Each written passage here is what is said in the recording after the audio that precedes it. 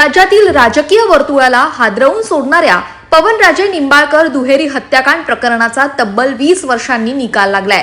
काँग्रेस नेते पवनराजे निंबाळकर आणि त्यांचे चालक समत काझी यांच्या हत्या प्रकरणातून राष्ट्रवादी काँग्रेसचे माजी खासदार आणि माजी गृहराज्यमंत्री पद्मसिंह पाटील यांच्यासह सर्व आरोपींची निर्दोष मुक्तता करण्यात आली आहे।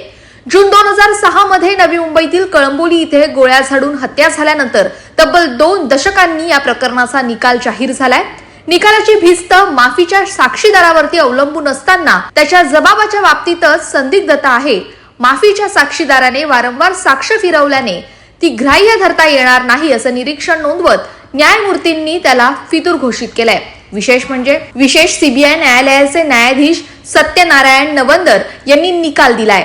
पवनराजे हत्याकांड प्रकरणात माफीच्या साक्षीदाराची साक्षच विश्वासार्ह नाही। या खटल्यामध्ये माफीच्या साक्षीदाराच्या आधारावर शिक्षा देता येत नाही हा धागा सरकारी पक्षातील महत्वाचा होता। मात्र वारंवार जबाब बदलल्यानं माफीच्या साक्षीदाराचा जबाब ग्राह्य धरता येत नाही असं न्यायमूर्तींनी म्हटलंय। संशयाचा फायदा घेऊन सर्व आरोपींवर गुन्हा सिद्ध होत नाही म्हणून न्यायालय आरोपींना निर्दोष मुक्त करत आहे असा महत्वाचा निकाल या प्रकरणात सीबीआय कोर्टाने दिलेला आहे। पद्मसिंह पाटील यांनी राजकीय आणि व्यावसायिक वैमनस्यातून त्यांचे चुलत बंधू पवनराजे निंबाळकर यांच्या हत्येचा कट रचला आणि त्यानंतर 2 हल्लेखोरांना सुपारी देऊन 3 जून 2006 रोजी हत्या घडवून आणली असा आरोप सीबीआयने ठेवलेला आहे।